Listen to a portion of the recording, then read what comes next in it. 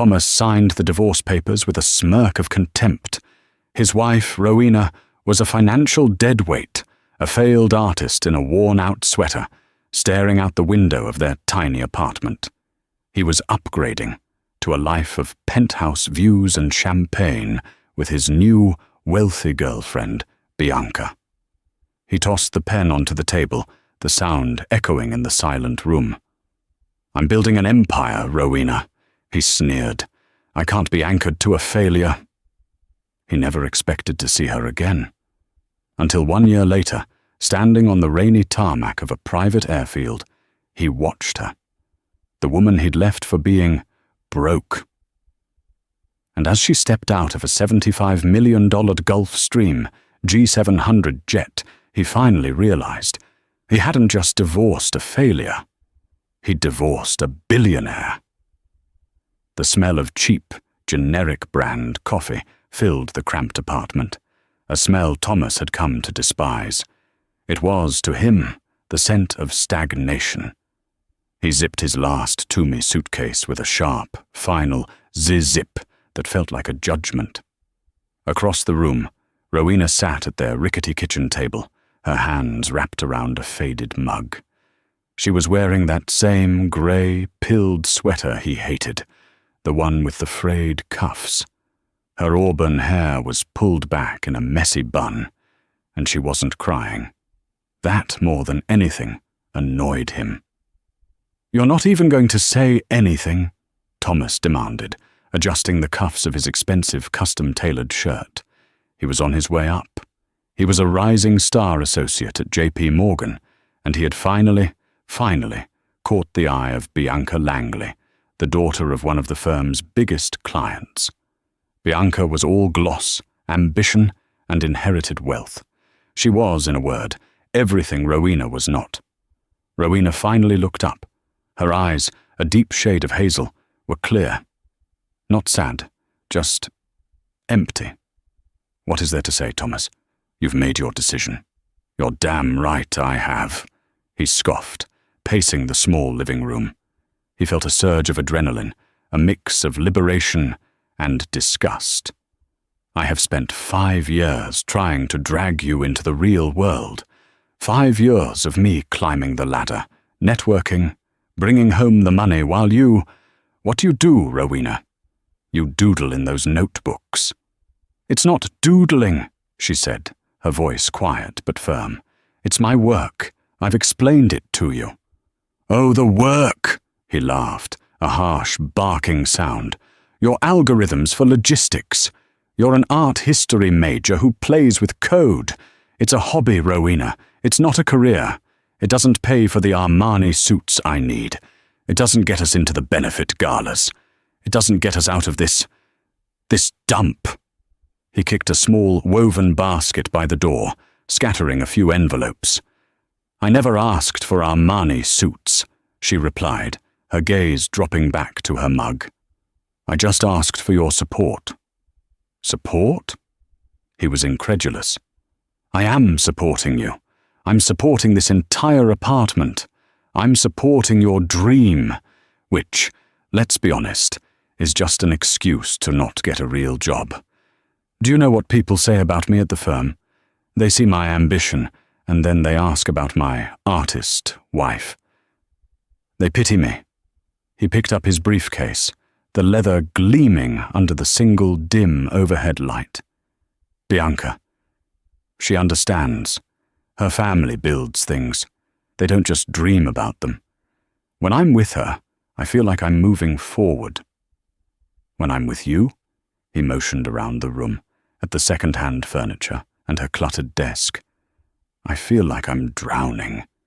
He strode to the table and pulled the divorce papers from his briefcase, sliding them across the table. "I've had them drawn up. It's a clean break. You don't have any assets, so there's nothing to split. I'll even be generous and pay your rent for the next 2 months. After that, you're on your own. Go get a job as a barista, or whatever it is you people do." Rowena looked at the papers. She saw the name of the high-powered law firm, one that Thomas couldn't possibly afford on his own salary. Bianca was already paying his bills. A slow, cold understanding settled over her. He hadn't just met Bianca. He had been planning this. This was an extraction. She picked up the cheap Bic pen he'd left, and, without a single hesitation, signed her name. Rowena Wakefield. He blinked, surprised at the lack of a fight. He'd been prepared for tears, for begging. This quiet compliance was almost anticlimactic. "Good," he said, snatching the papers back. "That's the most productive thing you've done in years." He walked to the door, then paused, his hand on the knob. He looked back at her, a final, pitying sneer on his face. "I'm going to be at the top of the world, Rowena. I'm going to have the penthouse, the summer home in the Hamptons, the recognition I deserve. And you'll still be right here, in this grey sweater, drinking your bad coffee, doodling in your notebooks. You are an anchor, and I am finally cutting the rope." He opened the door and left. The lock clicked shut, a final metallic sound.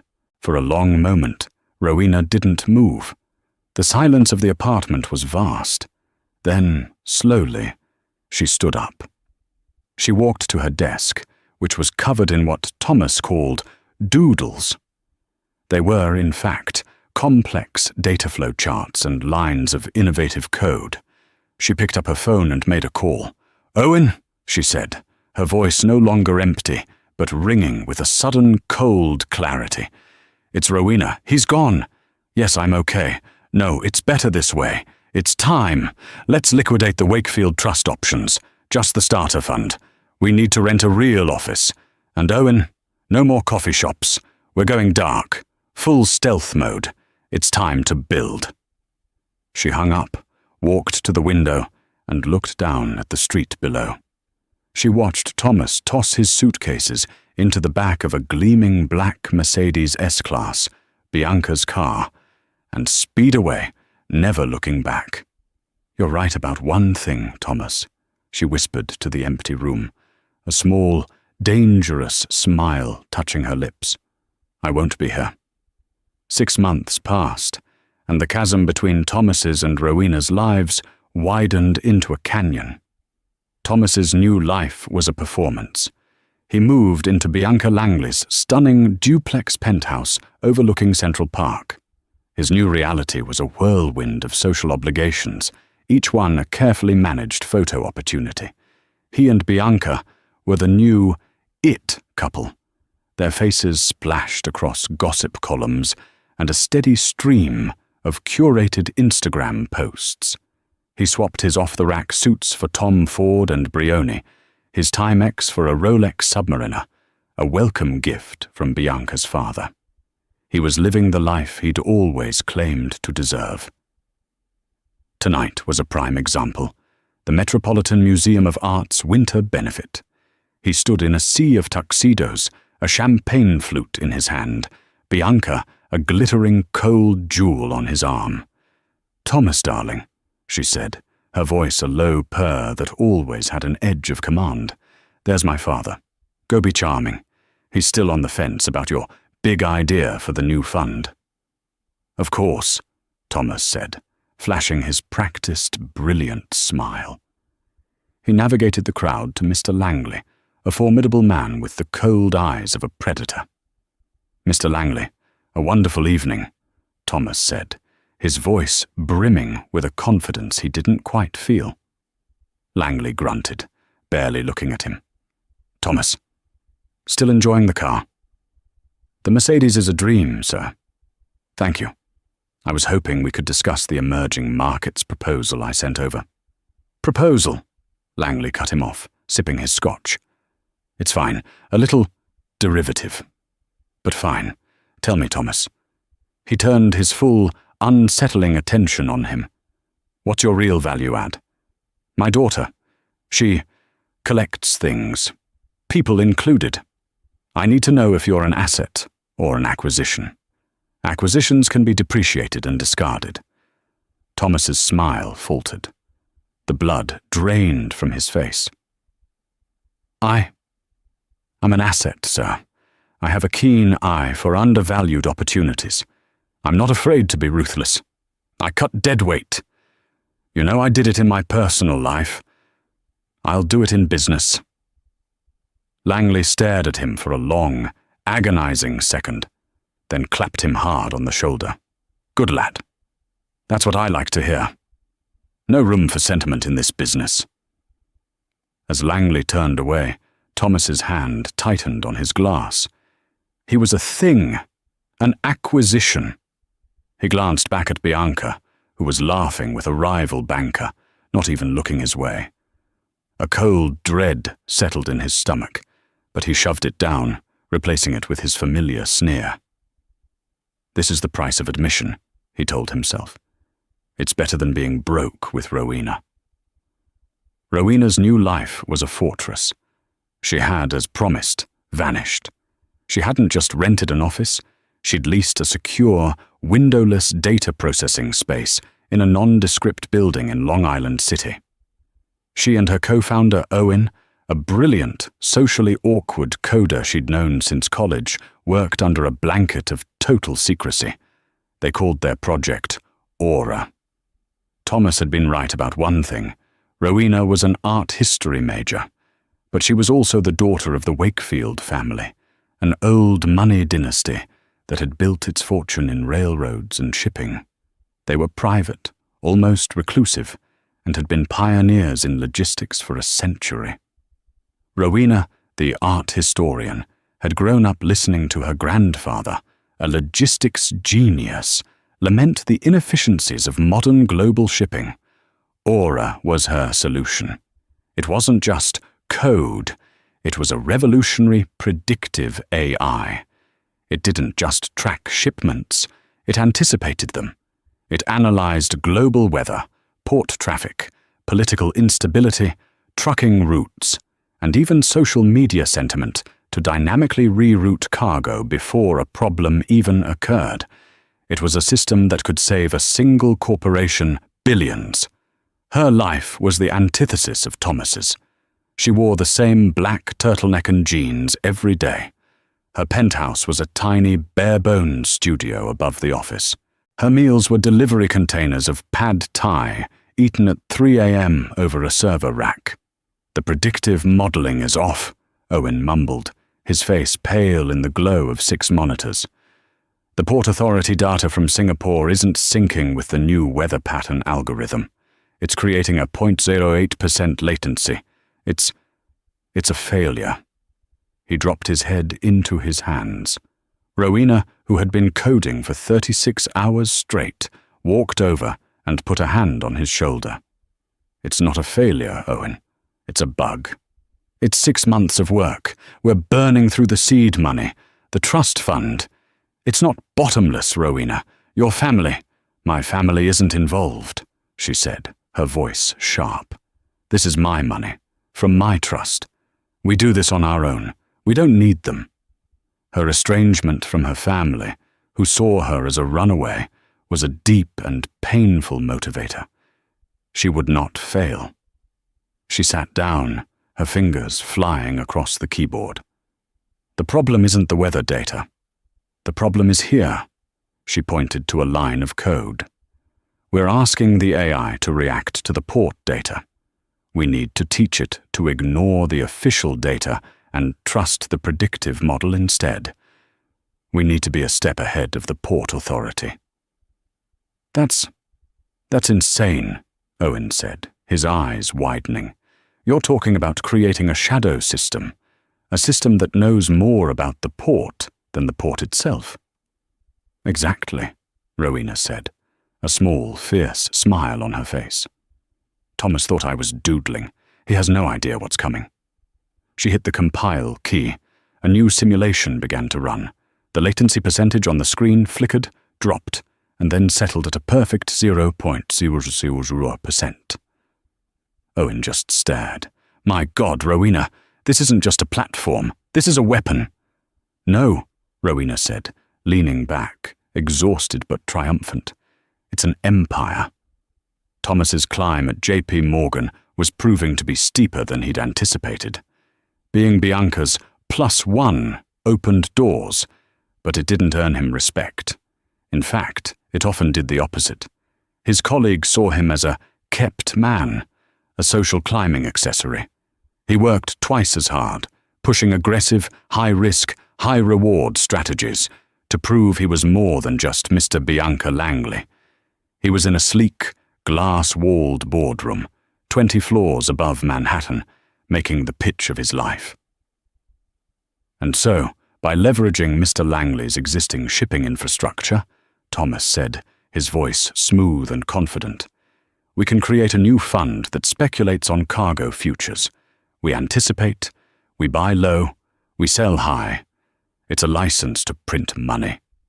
The room was silent. Mr. Langley, sitting at the head of the table, steepled his fingers. It's a bold play, Thomas, one of the senior partners said, tapping his pen. It's also incredibly risky. Your entire model is based on assuming you can predict delays. What if you're wrong? A storm hits, a port strike, your fund gets wiped out in an afternoon. That's the genius of it, Thomas said, trying not to sweat through his shirt. My team has built a predictive model. A model, Langley interrupted, his voice dry as sandpaper. Like the one you pitched last quarter, the one that failed to predict the LA port slowdown, the one that cost us, what was it, Charles? 8 million? Thomas froze. Sir, that was an anomaly. In my business, there are no anomalies, Langley said, standing up. There is only profit and loss. Your proposal is all flash, Thomas, all risk. It's what I'd expect from you. You're a sprinter, not a marathon runner. You're looking for the quick win to impress everyone. You lack foundation. He walked to the window, his back to Thomas. This meeting is over, and Thomas, stop trying to play at my level. Stick to managing Bianca's portfolio. It's what you're good at. The dismissal was total. It was public. Thomas stood there, his face burning with a humiliation so profound it was sickening. He gathered his papers in a haze, the whispers of the other partners following him out of the room. As he stepped into the elevator, his phone buzzed. It was Bianca. He stared at the text, his hand shaking with rage. He was a glorified escort. Langley was right. He had no foundation. He had no power. He was just an acquisition. The elevator doors opened, and he walked out onto the trading floor, his face a mask of cold fury. I will show them, he vowed. I will find a win so big they'll have to respect me. Meanwhile, Rowena and Owen were facing a different kind of rejection. They were in a tiny, sterile office in Midtown, pitching Aura to a small boutique venture capital firm. They had been at it for an hour, showing the data, the successful simulations, the 0.2% latency. The VC partner, a man in his late 20s wearing designer sneakers and a hoodie, leaned back and sighed. Look, I get it, the VC said, sounding bored. It's a cool algorithm, very academic, but where's the wow factor? Where's the app? The social integration? Logistics? It's just not sexy. It's a B2B play. It's boring. And your requested seed round is insane for a boring product. It's not boring, Owen protested, his voice cracking. It's revolutionary. It's billions of dollars in saved revenue. Maybe, the VC said, standing up, signaling the end of the meeting. But it's a hard no from us. You have no public-facing component, no marketing plan, and frankly, the two of you don't look like a billion-dollar company. You look like a grad school project. Come back when you have an app, or at least a logo that doesn't look like you made it in Microsoft Word. They were dismissed. Owen was crushed. He sat on the curb outside the building, his head in his hands. He's right. We're failures. We're broke. We spent all that money and we're just a grad school project. Rowena stood beside him, watching the New York traffic rush by. The VC's words stung, but not for the reason Owen thought. "You don't look like—" He was just like Thomas. He could only see the surface. "He's wrong, Owen," she said, her voice quiet. "How? We have 2 months of cash left. We can't keep the servers running on what's left of your trust fund. We're done." Rowena looked up at the skyscrapers, at the monuments to capital that surrounded them. "He's wrong because we're pitching to the wrong people. We're not selling an app. We're selling certainty. We're selling time. And the people who buy time aren't 20-year-old kids in hoodies. They're 200-year-old banks." She pulled out her phone. "What are you doing?" Owen asked. "My grandfather," she said, scrolling through her contacts. "He hated my father, but he had a private banker, a man in Zurich. He said, 'If you ever really need to build something, Rowena, something real, you call this number. Don't call your father.'" She found the number, a name she hadn't looked at in a decade. "Herr Balthazar." "We're not grad students," she said, hitting the call button. "We're just in the wrong country." She put the phone to her ear. "Guten Tag," a crisp, formal voice answered. Balthazar speaking. "Herr Balthazar," Rowena said, her voice shifting, becoming colder, more authoritative, a voice Thomas had never heard. "This is Rowena Wakefield. My grandfather, Arthur Wakefield, told me to call you. Yes, that's right. I need to schedule a meeting. I have a logistics matter I'd like to discuss." "Yes." "Zurich. Next week will be fine." The flight to Zurich was a stark reminder of their financial state. They flew coach, squeezed into middle seats on a red-eye, the Aura mainframe, their entire company, sitting in a reinforced triple-locked Pelican case on Rowena's lap. They couldn't risk checking it, and they couldn't afford a second seat for it. The bank, Balthazar and Sey, was nothing like the glass and steel VC firms of New York. It was a centuries-old building on the Bahnhofstrasse, all carved wood, silent carpets, and oppressive, old-world gravity. Herr Balthazar was a man in his 70s, with eyes that seemed to have appraised kings and found them wanting. They set up their demo in a boardroom that looked more like a library. "Miss Wakefield," Balthazar said, his voice polite but icy. "Your grandfather was a great man, a client for 50 years. When you called, I assumed you were calling to discuss the management of your inheritance. Instead, you've brought a computer." "Herr Balthazar," Rowena said, matching his formal tone. "My grandfather built an empire on moving things from point A to point B, but he always said the real money wasn't in the moving, it was in the knowing when it would arrive. Certainty, he called it, the world's most valuable commodity." "I am familiar with Arthur's philosophies," Balthazar said.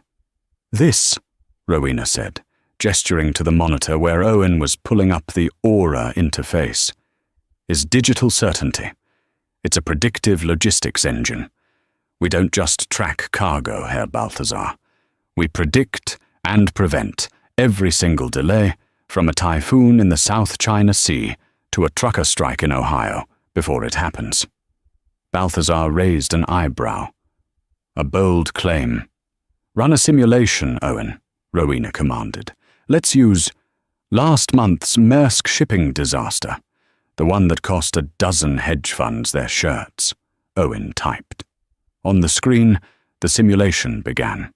They saw the Aura AI detect the tiny, unreported engine flaw on the cargo ship 3 days before it sailed. They watched it flag the impending, unforecasted storm, and they watched Aura automatically, silently, reroute the entire simulation's cargo onto a different ship, which arrived in Hamburg 72 hours ahead of schedule. The disaster ship, in their simulation, was flagged for emergency maintenance and never left port. Balthazar watched, his face impassive. When it was over, he was silent for a full minute. Owen was visibly shaking. "You are your grandfather's granddaughter," Balthazar said finally. It was the highest possible compliment. He was trying to build this with punch cards and telephones in 1970. "You've done it." He leaned forward. "This aura is not a startup, Miss Wakefield. It is a strategic asset. It is a new power. It must not be owned by children in hoodies. It must be protected. It must be invisible. That's why we're here," Rowena said. "We need capital. But more than that, we need discretion." "You will have it," Balthazar said. "My bank will fund you. A blank check. But on several conditions. First, you will incorporate here, in Switzerland. Second, your board will consist of my people. Third, and most important, no one can know who you are. The CEO of Aura will be a ghost, a trust, an anonymous entity. The tech world, the financial world, they love a face, a Jobs, a Musk. You will be the opposite. You will be a rumor. Is that understood, R.W. Wakefield?" "It's understood," Rowena said. "Aura doesn't have a face." "Excellent," Balthazar smiled for the first time. "Welcome to the real world of money, Miss Wakefield." Back in New York, Thomas was becoming obsessed. His humiliation at the hands of Mr. Langley had lit a fire under him. He was determined to find the next big thing, to win back his respect. He was digging through emerging market reports when a new file crossed his desk. It was a risk assessment for a new client Langley's firm was considering acquiring. The company was called Helios Logistics. Thomas ran the numbers. Helios was solid, but its margins were being squeezed. He dug deeper, pulling competitor reports, and that's when he saw it. A new player had entered the field in the last 3 months. A Swiss-incorporated entity with no public filings, no CEO, and no press. It was called Aura. It wasn't just competing with Helios, it was destroying it. Aura was undercutting every competitor by guaranteeing delivery dates to the minute. And they weren't failing. They hadn't missed a single delivery. They were operating with 100% efficiency. "That's impossible," Thomas muttered to himself, staring at the data. "No one has 100% efficiency. Not in global shipping. It's a statistical impossibility." He ran a search on Aura. Nothing. He ran a search on its holding company. Nothing. Just a shell corporation in Geneva, managed by Balthazar and Sie. He tried to find a CEO, a founder, a press contact. The digital footprint was zero. This Aura was a ghost. A ghost that was actively dismantling the company he was supposed to be analyzing. This was the anomaly that Langley had warned him about. "Charles," Thomas called out to his assistant, "get me everything you can on a company called Aura. I don't care what it takes. Bribe a shipping clerk, call the Port Authority in Rotterdam. I want to know who is behind this." "Who is R.W. Wakefield?" The assistant looked confused. "R.W. Wakefield, sir? The file just says Aura." Thomas pointed to a single buried line in the Swiss incorporation filing, a line he'd almost missed. "Primary trustee, R.W. Wakefield." "Find them," Thomas growled.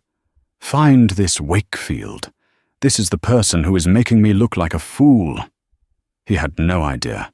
He was staring at his ex-wife's name, her full, legal initials, and his only thought was that it was a competitor. He was hunting the ghost, completely oblivious to the fact that he used to be married to her. 1 year passed. The name Aura was no longer a whispered rumor. It was a global force. It was the ghost in the machine of global commerce. Forbes and the Wall Street Journal ran massive, frustrated cover stories. The Aura effect, how a ghost company conquered global shipping. Aura hadn't just gotten seed funding. It had, with Balthazar's backing, acquired 2 mid-level data firms and a small satellite network. It didn't just predict the world, it watched it in real time. It was valued conservatively at $30 billion, and still, no one knew who R.W. Wakefield was.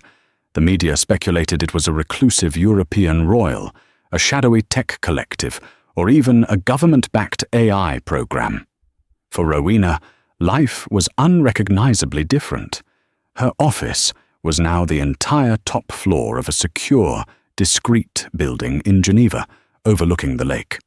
Her team was a hand-picked, NDA-bound group of 50 of the world's best data scientists. She and Owen were no longer coders, they were strategists. She still wore simple, elegant clothes, no flash or quality. She was the inverse of Bianca. She moved silently between Zurich, London, and a new data hub in Singapore. The Wakefield Trust was now a global entity, but its true power, aura, remained her secret. She was, in every sense of the word, a ghost. A very, very rich one. She had proven her grandfather right. She had built something real. For Thomas, that same year was a slow-motion catastrophe. His obsession with aura had become his white whale. He couldn't beat it. Every investment he made, aura was 3 steps ahead. He'd short a stock, only for aura to sign a new logistics deal with that exact company, sending its stock soaring. He'd go long on a commodity, only for aura to reroute global shipping, creating a glut that cratered the price. It was like playing chess against a god. He'd lost millions of J.P. Morgan's money. Then he lost millions of Mr. Langley's money. The firing was not a quiet, dignified affair. Langley had summoned him to his vast, oak-panelled office. Bianca was there, standing by the window, examining her nails. "You're done, Thomas," Langley said, not even bothering to sit down. He tossed a file onto his desk. "Your last 6 plays. All of them, were directly countered by aura. It's not just that you're losing, it's that you're predictable. This R.W. Wakefield, whoever he is playing you like a fiddle." "Sir, I just need more time. I'm close to finding out who they are," Thomas pleaded, his voice thin and reedy. "I don't care who they are," Langley roared, his face purple. "I care that they've cost me 90 million. I care that my daughter has attached herself to a fool, a lightweight. I told you a year ago you were an acquisition. Well, your value has depreciated to 0. Bianca," Thomas turned to her, desperate. "Tell him. The gala, the plans for the Hamptons." Bianca finally looked at him, her expression one of profound, icy boredom. "Thomas, don't make this pathetic. It's tacky. My father is right. You lost. You're a bad investment." She turned back to the window. "My driver is waiting for you downstairs. He'll take you to the penthouse to get your things. You have 1 hour. My assistant has already packed your bags." Thomas just stood there, his world dissolving. The J.P. Morgan job, the penthouse, the Rolex, the life, all of it, gone.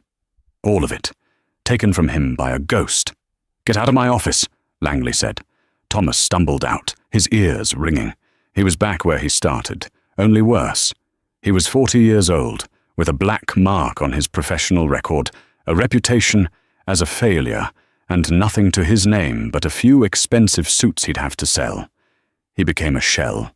He got a small, bleak apartment in Hoboken. He spent his days sending out resumes and his nights nursing cheap whiskey, his laptop open to the same blank search page. Who is R.W. Wakefield? His hatred for this anonymous person was the only thing keeping him alive. This Wakefield had taken everything. 3 months after his professional execution, Thomas got a call. It was from a small, desperate hedge fund, a bottom feeder firm that bought up toxic assets. They were willing to hire him as a junior analyst. It was a humiliating fall, but it was a paycheck. His new boss, a nervous man named Peterson, was trying to curry favor with Mr. Langley. Langley's firm is hosting a major M&A summit in London, Peterson explained, wringing his hands. He's flying all his associates out for it. He's allowed me to come. And you, Thomas, you're coming with me. You know these people. You're going to carry my bags and smile, understand? Maybe if we're lucky, Langley will throw us a scrap. Thomas felt the acid bile of humiliation rise in his throat. Carry bags, smile. He was a glorified bellhop, but he had no choice. Yes, Mr. Peterson.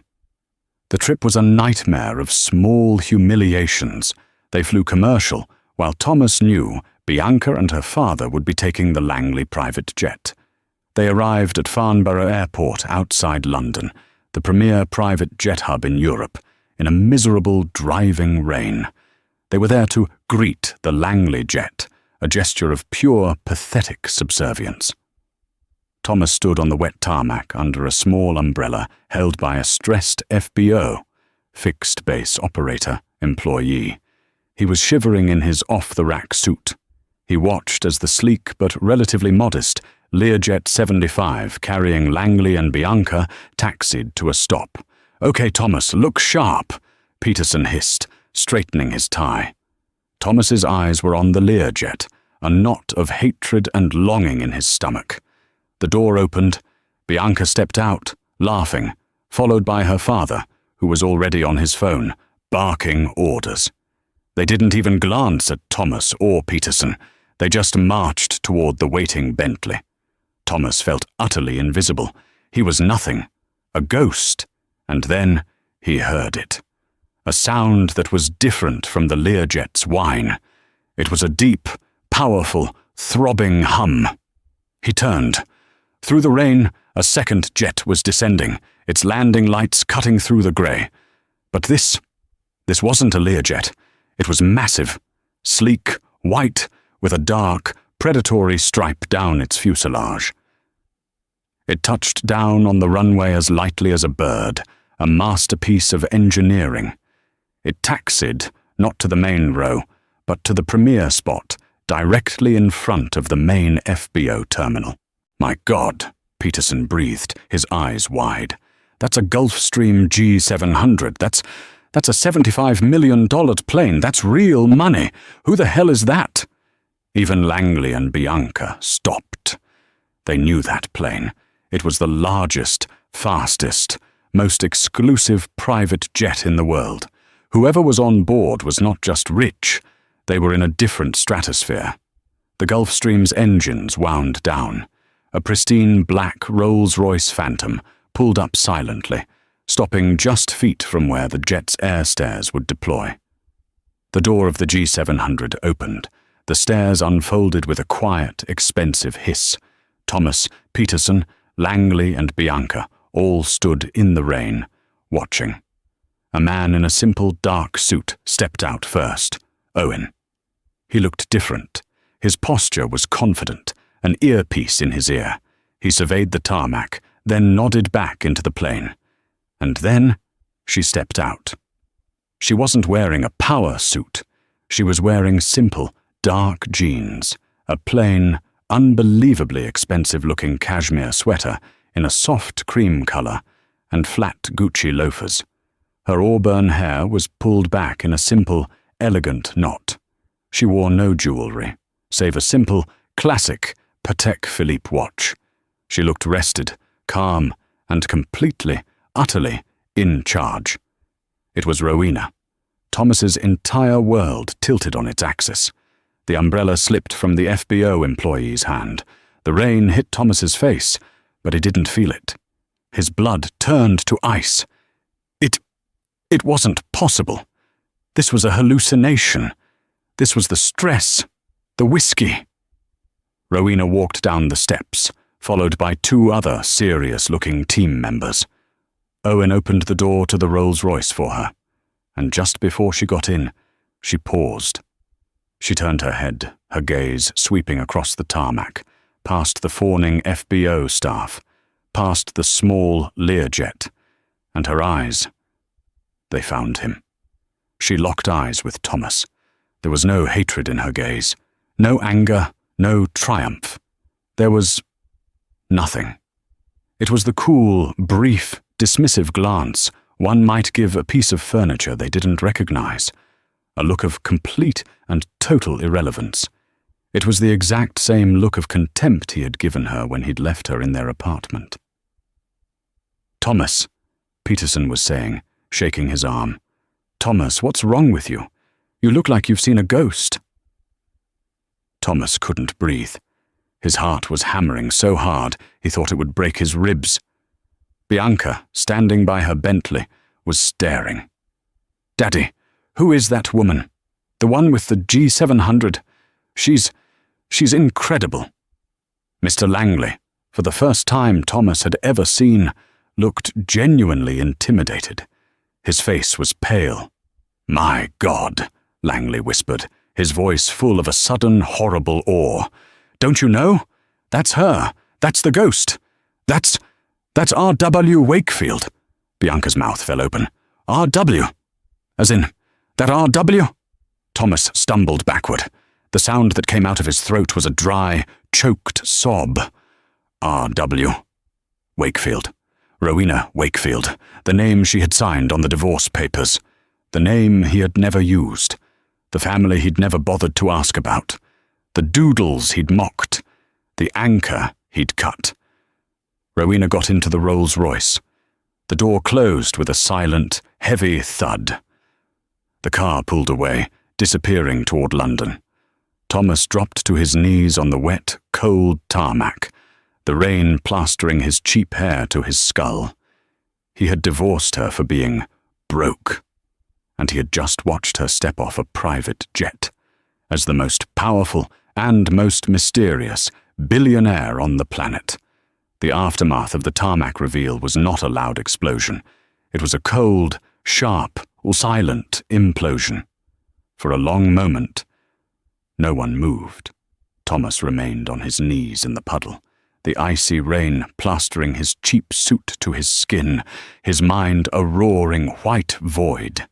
The only sounds were the distant whine of another jet and the relentless drumming of the rain. Then Mr. Langley moved. He turned, not to Thomas, but to his daughter. The look they shared was one of deep, mutual, and profound embarrassment. This thing that Langley had allowed into his orbit, that Bianca had collected, was a cosmic fool. Langley's gaze finally settled on the kneeling man. His voice, when it came, was not the roar Thomas had expected. It was a whisper, a blade of ice, so full of contempt it was almost physical. "You," Langley whispered, the single word hanging in the air. He was connecting the dots with the speed of a supercomputer. The name, the timeline, the dead weight ex-wife Thomas had so proudly bragged about cutting loose. "You knew her." It was not a question. It was the passing of a final, damning sentence. She was my—" Thomas stammered, his throat closing. He couldn't form the word. "Wife!" It felt alien, impossible. "She was your wife," Langley finished, the pieces clicking into place with sickening, horrifying speed. "The anchor, the failed artist, the dead weight you cut. You idiot." Langley took a step closer, his face a mask of apoplectic rage. "You monumental, universe-dwarfing fool." Bianca, who had been frozen in a state of sheer disbelief, finally found her voice. It was dripping with a venom Thomas had never heard. "You were married to her?" Her disgust was absolute. This wasn't about a lost financial opportunity. This was a social catastrophe. She had been publicly, intimately associated with a man who had fumbled $1 trillion connection. And you let her go? Because she, what, wore a sweater? She looked at him as if he were a diseased animal. Get him out of my sight, Langley snarled, jabbing a finger not at Thomas, but at the terrified, trembling Peterson. Peterson, who looked as if he was about to be sick, nearly fell over himself to comply. This was no longer about business. It was about survival. Langley's wrath was a force of nature, and it was currently focused on the man Peterson had brought with him. "You're fired, Thomas!" Peterson shrieked, his voice cracking. He grabbed Thomas's arm, yanking him up from the puddle with surprising strength. "You're fired! You're done! Don't you ever come near me again!" He hauled Thomas, stumbling and numb, toward the terminal, a piece of human driftwood being dragged from a pristine beach. "You're radioactive," Peterson hissed, shoving him toward the security door. "You've ruined me. You've ruined everything." As Thomas was bundled away like common trash, the last thing he saw was Mr. Langley and Bianca climbing into their waiting Bentley, not sparing him a single backward glance. The door shut, and they were gone. Thomas's life was over. Not just his career, his life. The story was too good, too perfect, too devastatingly ironic. By the time the London M&A Summit had its first champagne reception that evening, the tale of Thomas the Fool was the only currency being traded. The man who had divorced R.W. Wakefield for being broke. He became a legend, a punchline, a cautionary tale whispered in boardrooms and over expensive dinners from New York to Hong Kong. His flight home was a 10-hour nightmare. He sat crammed in a middle seat in economy, his damp suit smelling of jet fuel, while the cabin buzzed with the chatter of people returning from vacation. He was, in every sense, radioactive. When he landed, his J.P. Morgan access was already revoked. His email accounts were locked. His name was a black mark. He was fired from Peterson's firm before he'd even touched down. No one else would touch him. His resume, once his proudest achievement, was now a piece of fiction. He sent out hundreds of applications. He received 0 replies. The network he had spent a decade building had vanished overnight. The penthouse was long gone. The last of his savings, meant for a comeback, evaporated. He sold the Rolex Submariner for a fraction of its worth. He sold the Toomey luggage. He sold the Brioni and Tom Ford suits, each one a small, painful death, a stripping away of the man he had pretended to be. He ended up in a tiny, squalid room in a shared apartment in Hoboken, the one he'd always sneered at from his Manhattan high-rise. He found a job, a soul-crushing, mind-numbing data entry job in a windowless office in a New Jersey strip mall, a place that smelled of burnt coffee and industrial cleaner. He made minimum wage. He was living the exact life he had always feared, the exact life he had, in his arrogance, sentenced Rowena to. He spent his nights alone, the cheap, plastic bottle whiskey burning his throat. He'd stare at the water-stained ceiling, his laptop open. He was haunted. He replayed the scene on the tarmac, the hum of the G700, the cold, indifferent nothing in her eyes. And worse, he replayed the scene in their old apartment. He could see her now, so clearly, her quiet intensity. The doodles he'd mocked, he now recognized them as the complex data flow algorithms that were changing the world. Her hobby, her failure. He wasn't just haunted by her success, he was crushed, suffocated, and drowned by the sheer, staggering magnitude of his own blindness. He lived in this self-made hell for a full year. One Tuesday, after a particularly grueling day of entering shipping manifests, the irony was not lost on him. He saw it. On his phone's news feed, a small article about the new Wakefield Foundation for Ethical Technology, a multi-billion-dollar philanthropic venture funded by Aura to foster a new generation of innovators. There was a photo of its new Geneva headquarters. He broke. This wasn't a plan. It was a final, pathetic spasm of a dying man. He went back to his room, pulled out a piece of cheap legal pad paper, and began to write. He wrote for hours. The letter was a rambling, self-pitying, groveling mess. He tore up draft after draft. He apologized, the word looking thin and useless on the page. He confessed. He called himself a fool, blinded by ambition, unworthy. He told her how much he admired her. He detailed his entire fall, the tarmac, Langley, the data entry job, the single bare bulb room. He painted a picture of his abject misery, hoping, praying, it would spark something. Pity, guilt, anything. And then, at the end, after pages of self-flagellation, he did it. He begged. He didn't ask for $1 million. He didn't ask for his old life. He just asked for help, a second chance, a loan to get back on his feet, anything to help him. "I know I don't deserve it," he wrote, the ink smearing from a drop of sweat from his hand. "But I am drowning, Rowena. Please." He found the address for the Geneva headquarters online. He put the letter in an envelope, walked in the rain to the post office, and sent it, a pathetic message in a bottle, to a billionaire ghost. 3 weeks later, Rowena was in her new office. It wasn't an office.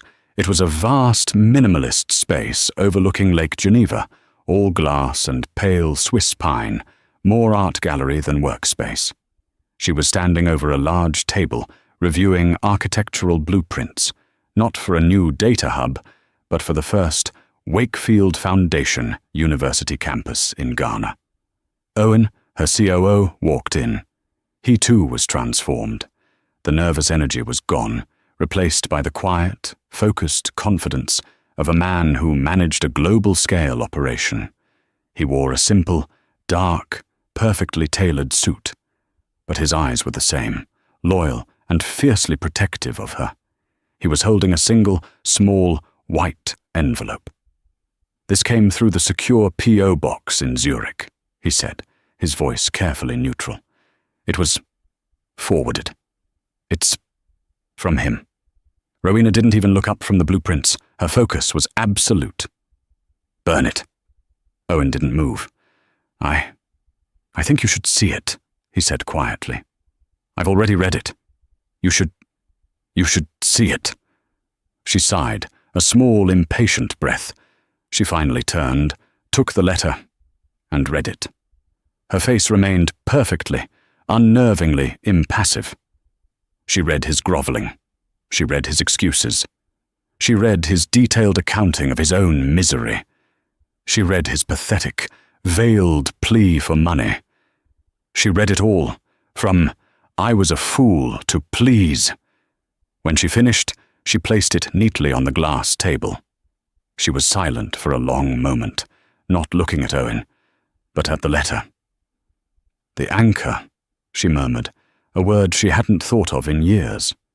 It was the last thing he had ever called her. "Rowena?"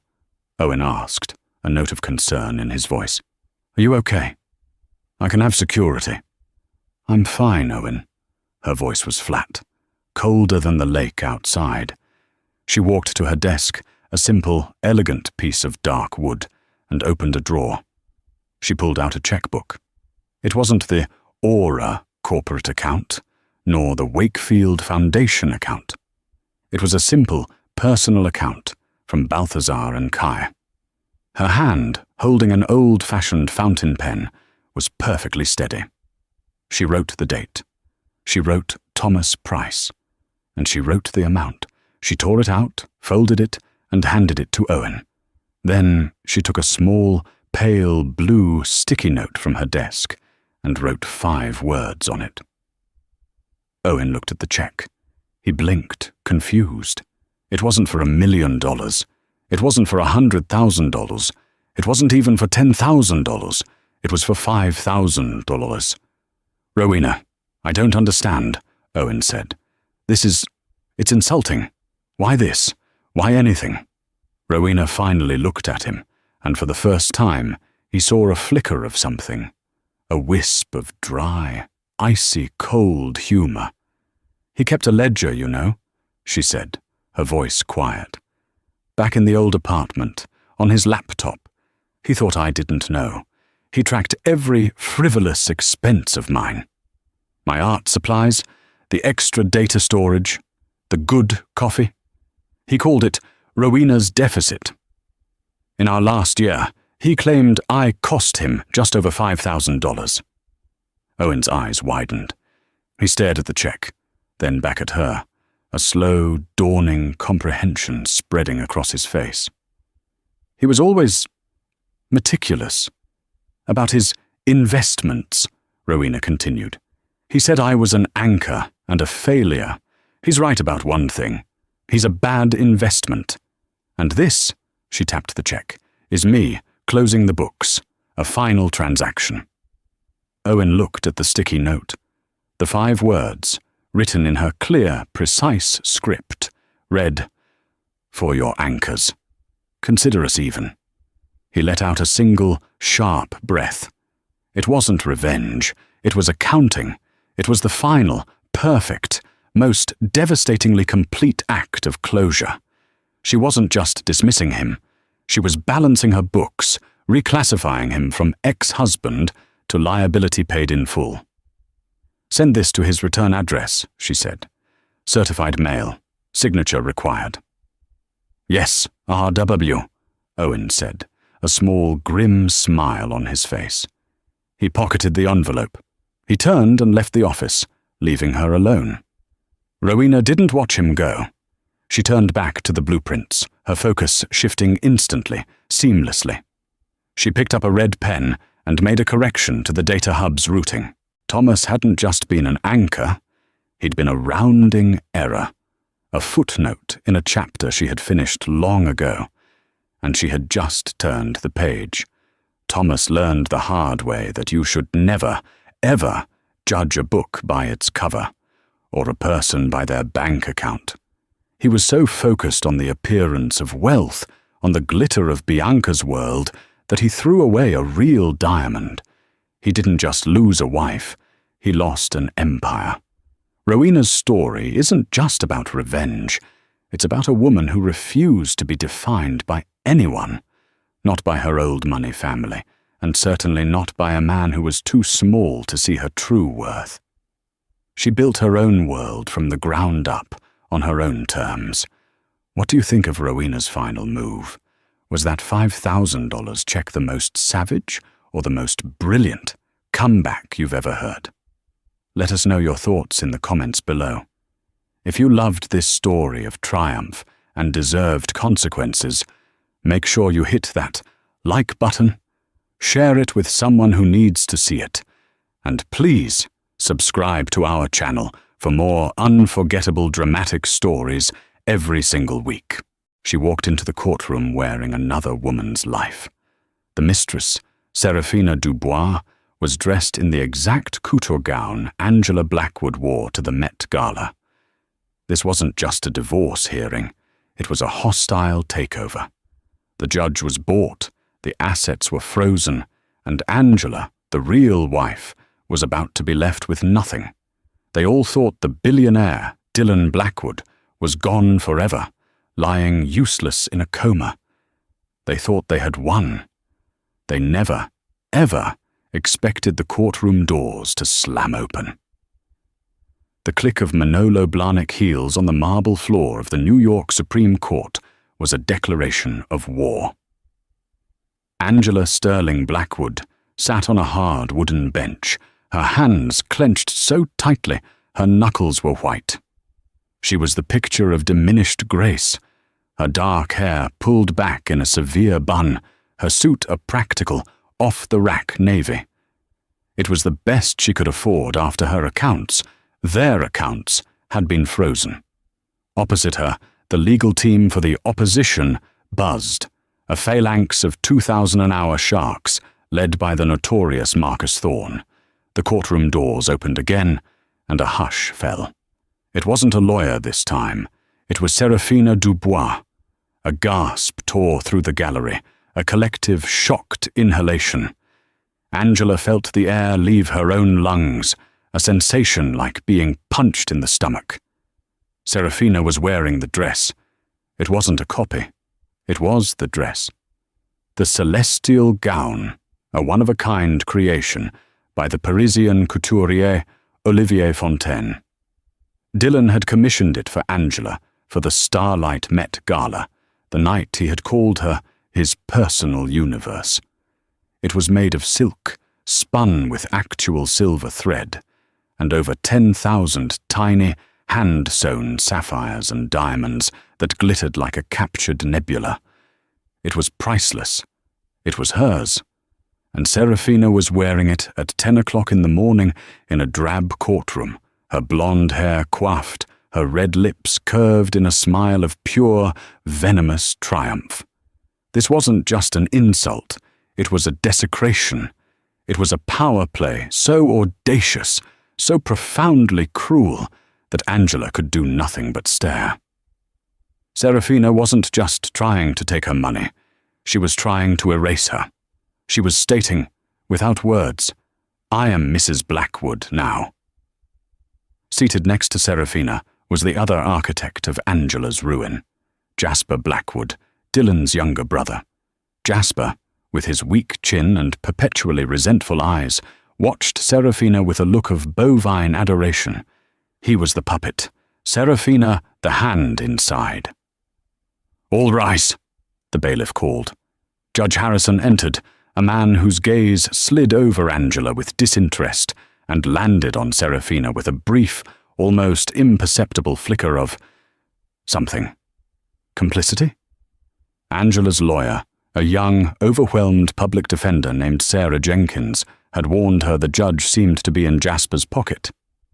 "We are here," Judge Harrison began, his voice a dull drone, "to finalize the petition filed by Mr. Jasper Blackwood, acting power of attorney for Mr. Dylan Blackwood and Ms. Seraphina Dubois, regarding the assets of the Blackwood estate."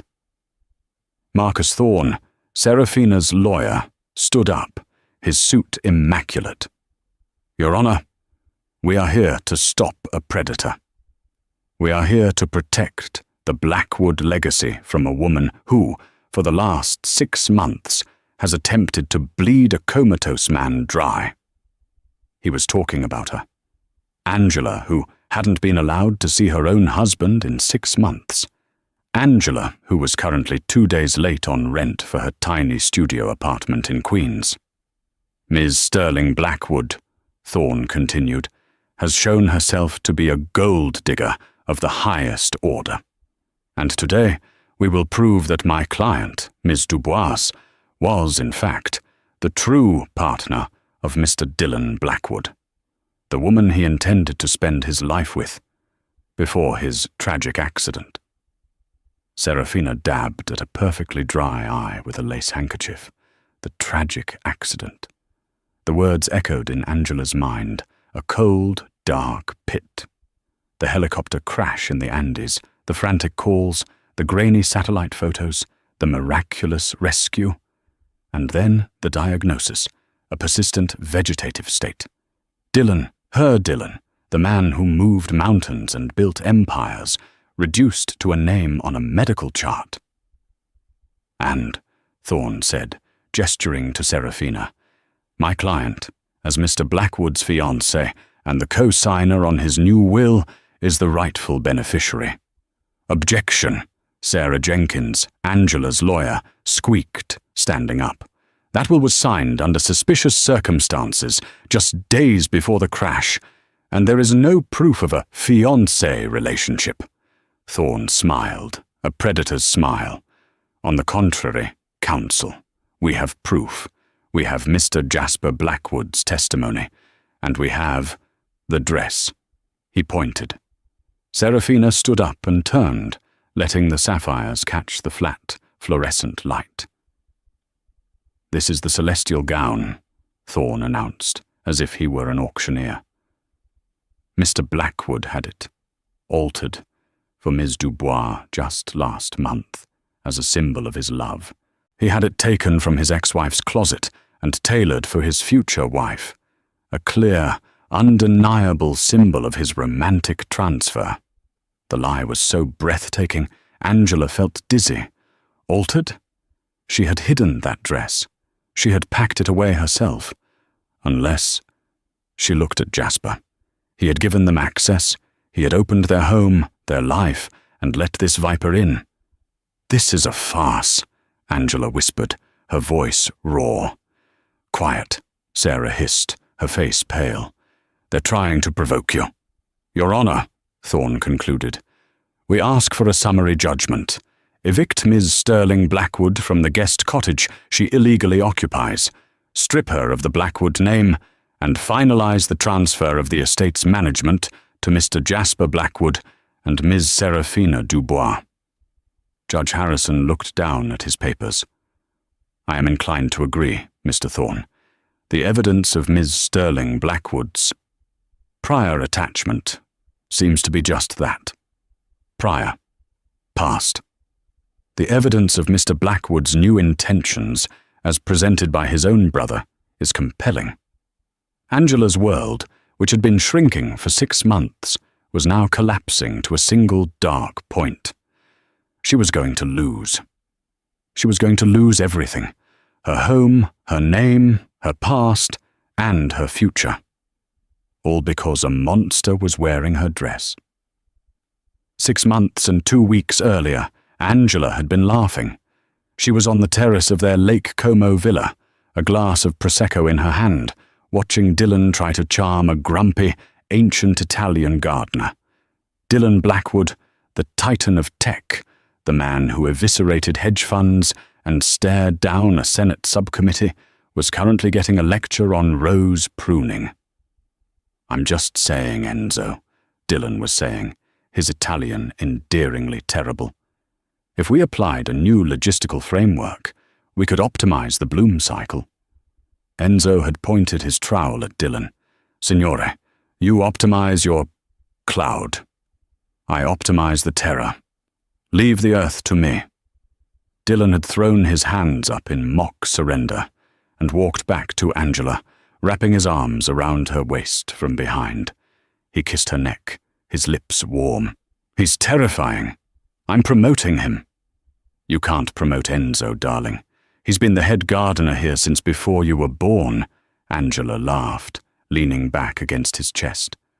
"Then I'll buy his village and name it after him," Dylan murmured. And she knew he was only half joking. His energy was a force of nature. It was what had built Blackwood Industries from a garage startup into a global behemoth. It was also what made him enemies. "Are you sure you have to go?" she asked, her voice small, turning in his arms. His smile faded, just a fraction. "The Andean project. It's the lithium mine, Angela. It's the key to the next 10 years of energy. I have to see it myself." "You have people for that, Dylan." "I have the best people," he corrected. "But this is a boots-on-the-ground moment. Jasper's meeting me there. I need to walk him through the projections. Try to get him to focus." Angela sighed. Jasper. The name was a lead weight in any conversation. Jasper Blackwood was the family's creative, which in billionaire circles meant he was a professional failure. He'd started a luxury tequila brand, an immersive art gallery, and a crypto-philanthropy fund, all of which Dylan had quietly bailed out. "Be nice," Angela said. "He's your brother." "He's a liability," Dylan said, his voice hard. Then he softened. "But he's my liability. I'll be back in 72 hours. We'll fly to Paris. You can buy, I don't know, another museum." "I don't want a museum," she laughed. "Just you." "You have me," he promised, kissing her forehead. 72 hours. He left that afternoon, his private Gulfstream G100 cutting a white scar across the blue Italian sky. 48 hours later, Angela was in her New York penthouse, sorting through invitations for the hospital gala, when her phone rang. It was Arthur Vance, Dylan's COO and his oldest friend. Arthur's voice was wrong. It was hollow. "Angela, there's been an incident." "Incident?" she repeated, her blood turning to ice. "The helicopter, the one from the mine. It's missing. Dylan was on it. Jasper too." The next few days were a blur of static, fear and caffeine. Angela, Arthur, and a team from Blackwood Industries set up a command center in the penthouse. They coordinated with Peruvian search and rescue.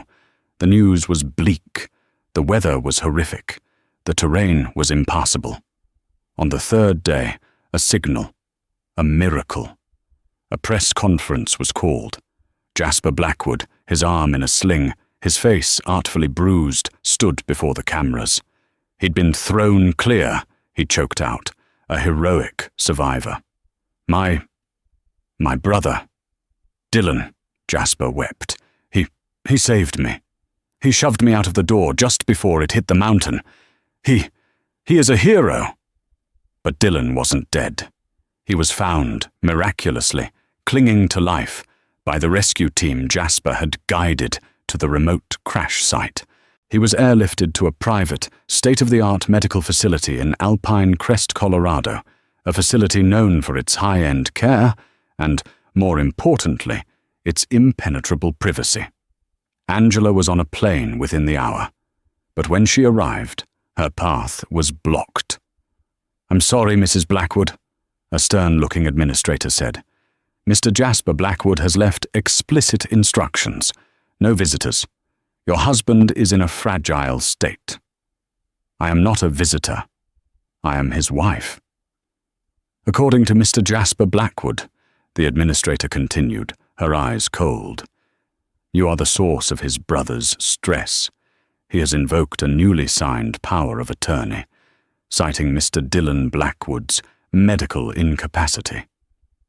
You are not permitted on the premises." Angela was stunned.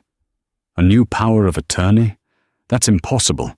I am his power of attorney. I am his medical proxy." "We have a document, Mrs. Blackwood, signed and notarized 3 days before the flight. It supersedes your previous one. It names Mr. Jasper Blackwood as sole proxy." That was when the floor fell away. The fight. The one they'd had right before he left for Como. She'd found an invoice. A consultant named Serafina Dubois. The fee was astronomical. When she'd confronted him, Dylan had done something he'd never done. He'd lied. He'd said it was a corporate expense, that she was being paranoid. Had he been having an affair? Was that what this was? "Where is my husband?" Angela demanded, her voice shaking with a rage so cold it surprised her. "He is comfortable," the woman said, "and he is not to be disturbed." That was the first time she saw Serafina. She was standing at the end of the hall, next to Jasper. She wasn't wearing scrubs. She was wearing a tight black dress, and she was smiling. Angela didn't know who she was. Not really. Not yet. She just knew she was the enemy. Angela was escorted out by security. It was the last time she was ever allowed in that hospital. The war had begun. The 6 months that followed were a masterclass in psychological and legal warfare. Jasper and Serafina, it turned out, were a formidable team. Jasper had the name and the legal document. Serafina had the ruthless, strategic brilliance. The first move was to lock Angela out of her life. When she flew back to New York, the codes to the penthouse had been changed. Her keys didn't work. The doorman, Frank, who had known her for a decade, wouldn't even make eye contact. "Sorry, Mrs. Blackwood. Mr. Jasper Blackwood's orders." Her credit cards were declined. Her access to the company was revoked. Arthur Vance, Dylan's COO, was summarily fired in a brutal 2 Alice AM email blast to the entire company, accused of gross financial mismanagement. He was replaced by a shell company run by one of Serafina's associates. The press fed a steady diet of salacious leaks from Jasper's camp, turned on Angela. She was painted as the greedy Ice Queen wife who had never really loved the titan of tech. She was the old model, and Serafina, who was now being photographed moving into the penthouse, redecorating and hosting intimate and expensive dinner parties, was the new. Angela learned who Serafina Dubois was from the society pages of the New York Post. She was a consultant, an art dealer, a philanthropist. In reality, she was a grifter who had worked her way up from the VIP rooms of Miami to the boardrooms of Manhattan. Angela now knew, with sickening certainty, this was the woman from the invoice. Dylan had been having an affair, the POA, the crash. It all felt connected. Had Jasper known his brother was having an affair? Angela retreated to the only place she had left, a small, rarely used guest cottage on the edge of the sprawling Blackwood estate in the Hamptons. The main house, a 40,000-square-foot monstrosity of glass and steel, was now Serafina's playground. The cottage was old, part of the original property, and Jasper had, apparently, forgotten it existed. Here, Angela, with the last of her personal savings and the help of the only two people she could still trust, began to fight back. Her allies were an unlikely pair. First was Arthur Vance. He was 65, silver-haired, and possessed a mind like a steel trap. He'd been fired, yes, but he hadn't been defeated. He'd been Dylan's friend since their MIT days. "He's not a cheater, Angela," Arthur insisted, working from a folding table in Angela's tiny kitchen. "Not like that. This Serafina, she's a virus. And Jasper is the compromised immune system." "But the POA, Arthur, the invoice?" Angela's faith was hanging by a thread. "The invoice was for an acquisition. I thought it was a company." "Maybe." Arthur's face darkened. "Maybe she was blackmailing him. And the POA? It's a forgery, Angela. A damn good one, but it's a fake. The notary, Thomas Smith, he doesn't exist." The second ally was Mick Shadow Riley, a private investigator Arthur had on retainer. Mick was everything Arthur was not: scruffy, loud, and allergic to authority. He'd spent a month living out of his car near the Alpine Crest facility. "It's a fortress," Mick reported back, smelling of stale coffee and cigarettes. "Security is ex-Mossad, but I got something. A nurse, Maria Sanchez. She's scared, but she's more scared of what she's seeing." "What is she seeing?"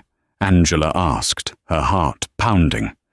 "That's just it," Mick said, tapping a cheap digital recorder. "She's not seeing anything. Dylan isn't there." Angela and Arthur stared at him. "What do you mean? Not there?" "I mean, the room is empty. The lights are on. The charts are faked by a doc named Alistair Finch, but the bed is empty. They're moving him. Every few days, a different wing, a different floor. Sometimes he's John Doe, sometimes Mr. Peterson. Jasper and Serafina are paying this Finch guy a fortune to keep him. Managed. He's not in a coma, Angela." Angela sank into a chair. "Then, what?" "He's in a medically induced one," Mick said, his voice grim. "They're keeping him under. A little propofol, a little ketamine, enough to keep him vegetative as long as the money holds out. And Jasper is liquidating assets fast. He's selling off subdivisions, art, the jet. He's gutting the company to fund this, and to pay Serafina." It was worse than she thought. They weren't just waiting for Dylan to die. They were holding him captive in his own body while they stole his life. "This nurse, Maria," Arthur said. "Can she get us proof?"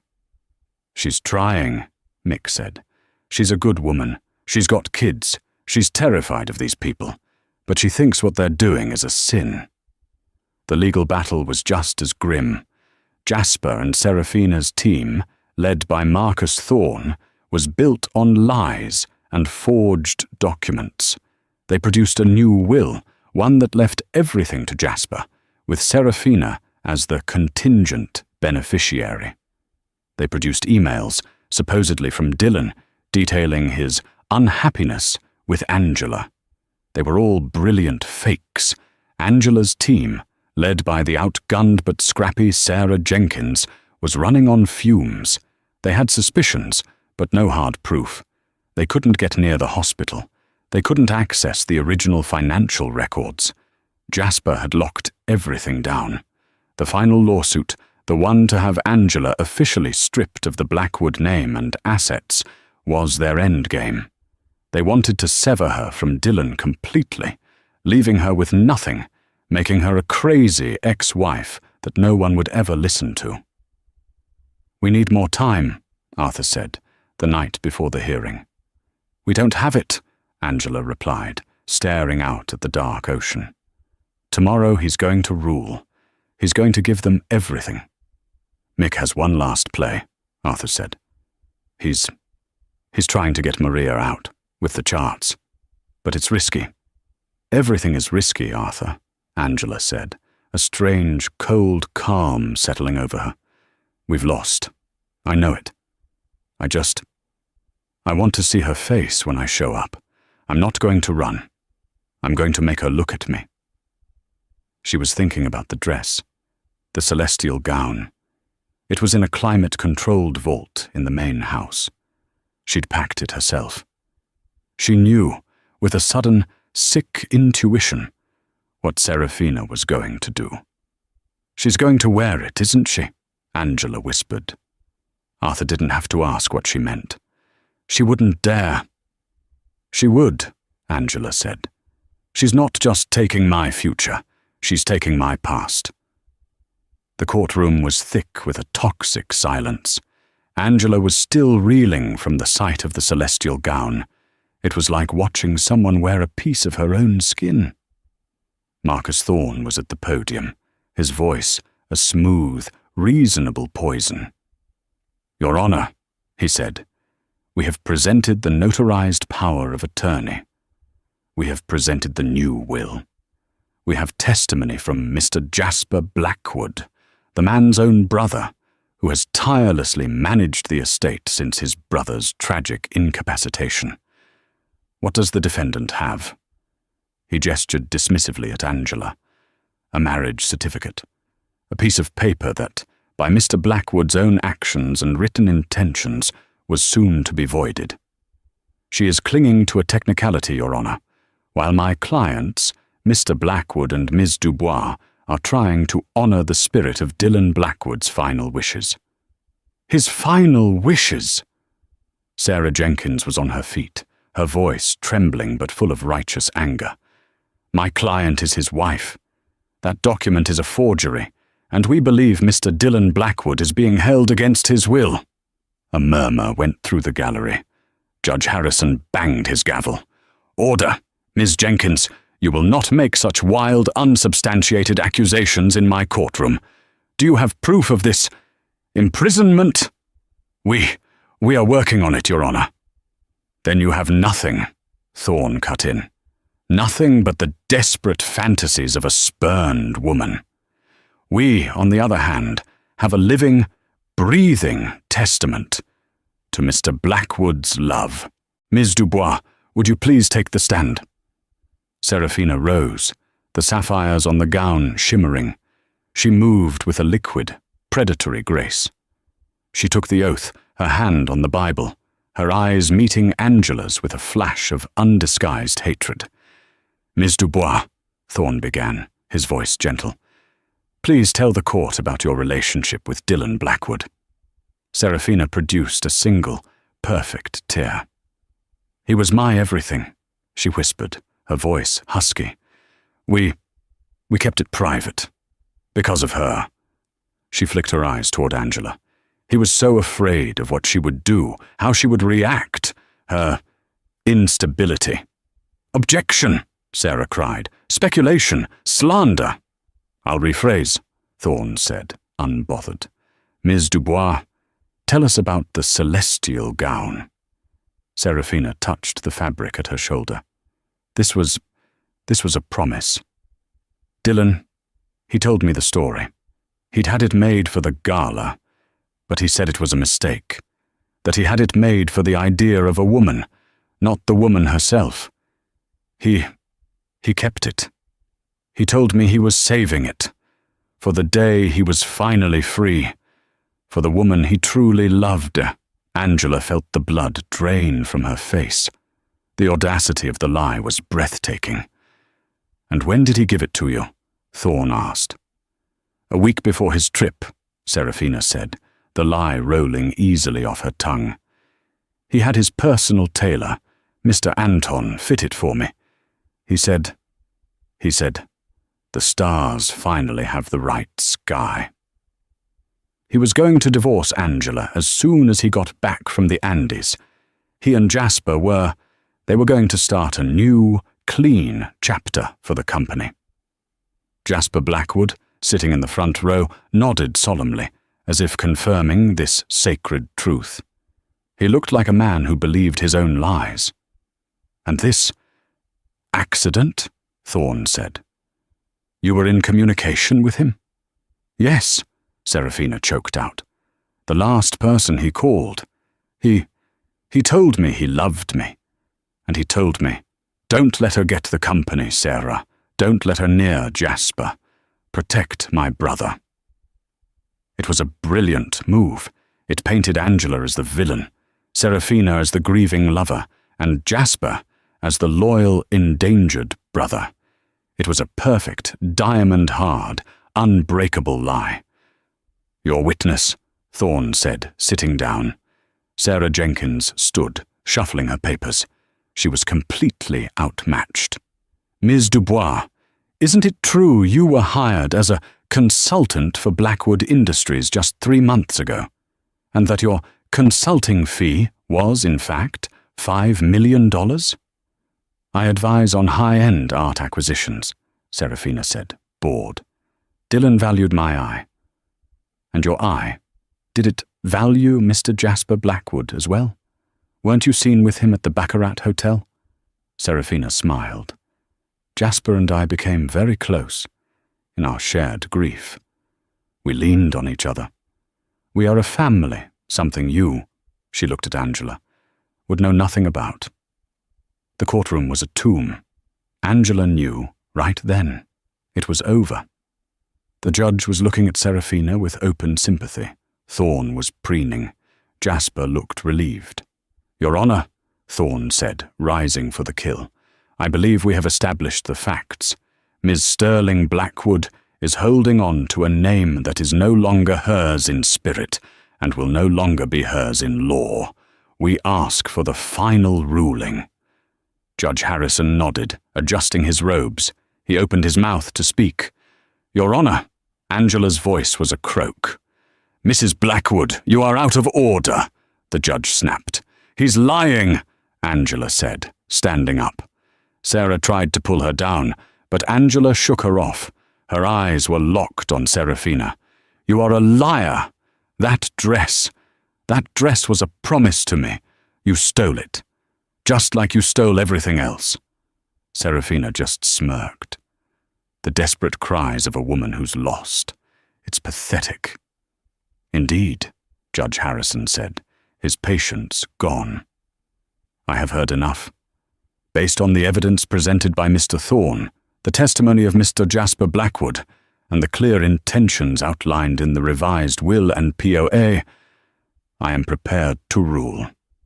He raised his gavel. Angela closed her eyes. The humiliation was total.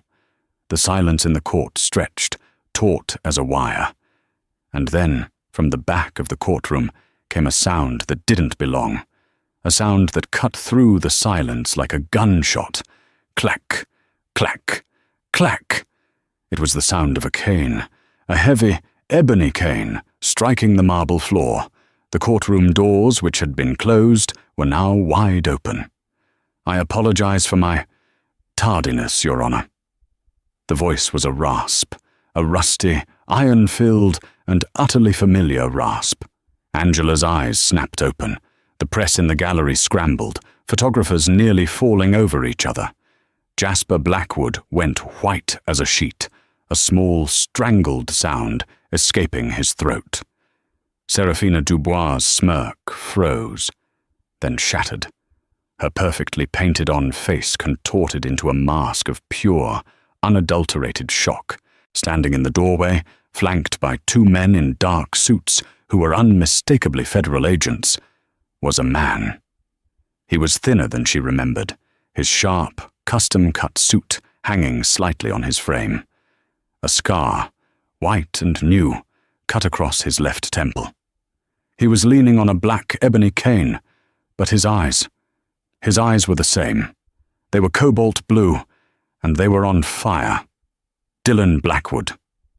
"I believe," Dylan said, his voice echoing in the dead, silent room, "you are discussing my estate, and my wife." To understand how Dylan Blackwood, a man declared vegetative, walked into that courtroom, one must first understand Maria Sanchez. Maria Sanchez was a night shift nurse at the Alpine Crest facility. She was a single mother of two, working a double just to make the mortgage on her small condo. She was, by all accounts, invisible. And in the Alpine Crest facility, invisible was a survival trait. She'd been assigned to John Doe, Mr. Peterson, and Mr. Evans, all aliases for the same man in room 808, the high-security wing.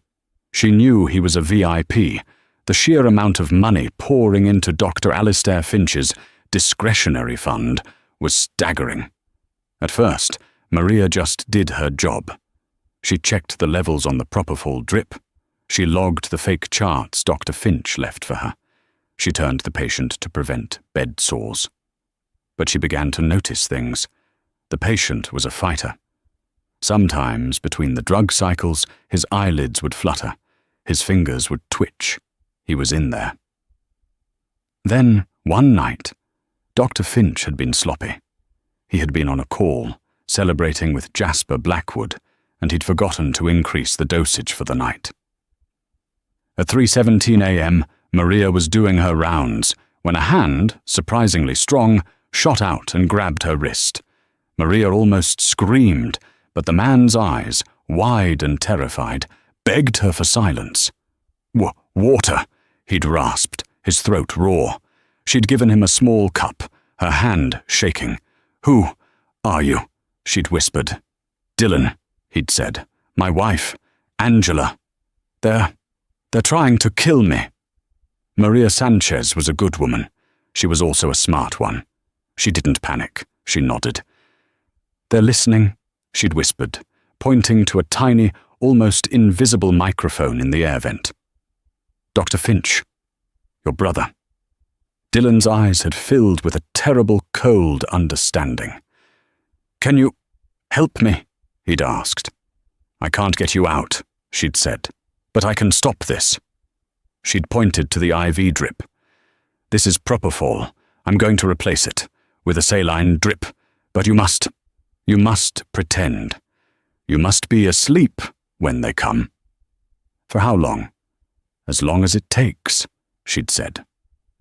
For the next 4 weeks, Maria Sanchez and Dylan Blackwood waged a silent war. During the day, Dylan would lay perfectly still, a prisoner in his own body as Dr. Finch and, occasionally, Jasper would come in to check on him. He'd listened as Jasper, full of false bravado, detailed his plans. "It's almost done, brother," Jasper had said, not even looking at Dylan's face, just tapping on his phone. "Seraphina is a genius. We've locked Angela out completely. Another few weeks, and the full transfer of assets will be complete. We'll move you to a more permanent facility. A hiking accident." So tragic. They were going to kill him. At night, Maria would switch the drips. The saline would flush the drugs from his system, and for a few precious hours, Dylan would work. With his mind fuzzy from the lingering drugs, he'd sit up. Maria had smuggled in a tiny, prepaid burner phone, procured by Mick Riley, who had finally made contact with her. "Mick?" Dylan had whispered, his first night on the phone. "Mr. Blackwood. Holy hell, Arthur told me you were stubborn." "Listen to me," Dylan said, his voice gaining strength. "They're liquidating. I need you to call Sebastian Croix at the SEC. Tell him to look at Project Chimera. Use the code Red-Winged Blackbird. He'll understand." Project Chimera was a shell corporation Dylan had set up years ago as a personal failsafe, a kill switch for his own empire, known only to him and his most trusted federal contacts. "Got it. What else?" "Get Arthur. Get him. Get him every chart Maria can copy. We need a case. A federal case." For weeks, this continued. Maria, at immense personal risk, used her own phone to photograph every forged chart, every signature from Dr. Finch, every prescription order. Mick Riley would pick up the SD cards at a dead drop in a hospital bathroom. Arthur Vance, working with a hidden team of loyalists and the SEC, began to build the case. They watched, in horror and fury, as Jasper and Serafina, arrogant in their victory, forged, transferred, and sold hundreds of millions of dollars in assets. "They're not just stealing, Dylan," Arthur had reported via the burner phone. "They're clumsy. They're leaving a paper trail a blind man could follow. The feds are having a field day. We can move now." "No," Dylan had commanded. He was sitting up in his bed, the moonlight from the window striping his face. He was doing push-ups. He was getting stronger. "No, I don't want them for fraud. I want them for everything. The attempted murder, the conspiracy, the dress." "The dress?" Arthur was confused. "Angela," Dylan said, his voice thick. "Mick sent me the gossip reports. Serafina. In my house, with her things. The final hearing is on the 28th. They're going to evict Angela. They're going to humiliate her." "Dylan, that's not important. It is the only thing that is important." Dylan's voice was a roar, quickly hushed. "They didn't just try to take my company. They tried to take my wife. They tried to take her dignity. I will not let that stand. We are not moving until the 28th. I want them all in one room. I want the press there. I want them to be at the absolute peak of their victory. And then I am going to burn their world to the ground." The day of the hearing, Mick Riley and 2 federal marshals, posing as orderlies, arrived at 3 p.m. Dr. Alistair Finch was in his office, celebrating his new wire transfer from Jasper. He was arrested so quietly, no one on his floor even knew. At 3:15 p.m., they wheeled Mr. Evans down to physical therapy. At 3:30 p.m., Dylan Blackwood, dressed in a suit Arthur had brought, his hair combed, his jaw set, walked out of the Alpine Crest facility, a free man. "Where is she?" he'd asked. "Courtroom 3B, Arthur said, holding the car door. She's having a bad day, Dylan." "Not for long," Dylan said, gripping the ebony cane. "Let's go." They'd hit traffic, the agonizing, bumper-to-bumper New York traffic. Dylan had almost torn the door off the car. "Get me there, now." They'd arrived just as Judge Harrison was raising his gavel. The clack of Dylan Blackwood's cane on the marble floor was the only sound in the universe. He walked past the stunned reporters, his federal escort peeling off to stand by the doors, cutting off any escape. Angela was still standing, her hand over her mouth, her eyes wide. She was drinking him in, and a single tear, a real one, of shock and relief, traced a path down her cheek. Dylan's eyes found hers. The cold fire in them softened, just for a moment, and he gave her a look that said, "I'm here. It's over." Then his gaze swiveled, and the fire returned, magnified. He looked at Judge Harrison, who was sputtering. Mr. Blackwood, this is highly irregular. You are supposed to be incapacitated." "I got better," Dillon said, his voice flat. He turned his attention to the front row. Jasper Blackwood was trying to slide out of his seat to edge toward the aisle. Jasper," Dillon said. The name cracked like a whip. Jasper froze, his face a mask of primal terror. But Dillon wasn't looking at his brother. Not yet. His eyes were fixed on Seraphina Dubois. She was frozen, her hand still at her throat, the celestial gown glittering under the lights.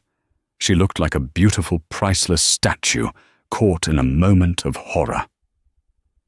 Dillon walked slowly, the clack of his cane counting down the final seconds of her reign. He stopped directly in front of her. He didn't look at her face. He looked at the dress. "Olivier Fontaine," Dillon said, his voice dangerously soft. "An extraordinary artist.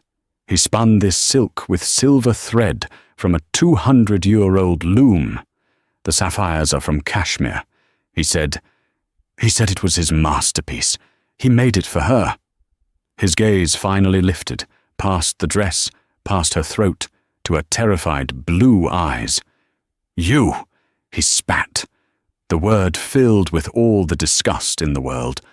"Are not worthy to breathe the same air as that dress, let alone wear it." Seraphina's composure finally shattered. This wasn't part of the plan. "Dillon, baby," she tried, her voice a desperate, wheezing coo. Jasper told me you wanted this. He said you were." "Jasper," Dillon said, turning to his brother, "is a fool and a traitor." "No," Jasper shrieked, finally finding his voice. I saved you. I pulled you from the crash. I've been running the company." "You caused the crash," Dillon said, and the courtroom descended into chaos. Reporters were shouting. The judge was banging his gavel, but no one was listening. "The helicopter engine," Dillon continued, his voice rising above the din, "was sabotaged. The fuel line was cut, a slow, steady leak, meant to seem like an accident over the most impassable terrain. But you were too stupid, Jasper. You forgot about the emergency beacon in my watch, the one I activated. The rescue team you guided?" Dillon pointed to his federal escort. "They weren't your men, Jasper. They were mine. They've had you since the moment your feet hit the ground." "But the hospital, the coma," Jasper was hyperventilating. "Yes, the coma," Dillon said, turning his cold gaze on Marcus Thorne. "Mr. Thorne, a truly brilliant legal strategy. Tell me, how much did my brother pay you and Judge Harrison to fast-track this transfer?" Thorne and Judge Harrison both went pale. "This is an outrage," the judge blustered. "Is it?" Dillon asked. "Agent Miller," he called to one of the men at the door. "If you would." Agent Miller walked forward and dropped a thick, bound file on the judge's bench. "That, Your Honor, is the wire transfer from a shell company in the Cayman Islands, owned by Mr. Jasper Blackwood, to a private account in your name. It was deposited 2 days ago. I believe the memo line reads, 'For services rendered.'" Judge Harrison looked at the paper as if it were a snake. He went a sickly grey color and seemed to shrink into his robes. "And you," Dillon said, turning back to Seraphina, "you were more than just an accomplice. You were the brain. Jasper was just the willing idiot." "I loved you," Seraphina shrieked, her mask of civility completely gone. "I loved you, and you used me. You bought me like one of your paintings." "I did buy you," Dillon said, his voice resonating with cold truth. "You were blackmailing me. You'd found out Jasper was skimming. You came to me, offering to handle him. You were playing both sides, weren't you, Serafina? You were my mistress, and you were his. Jasper's head snapped toward Serafina, his eyes wide with disbelief. What? No. She loved me. Oh, you idiot, Serafina hissed, her facade crumbling into pure rage. You really think I'd want you? You're a snivelling, pathetic child. I was with him. The power. I needed you to get him out of the way. It was the final confession. The courtroom, which had been loud, was now dead silent, absorbing the sheer, naked poison of her ambition.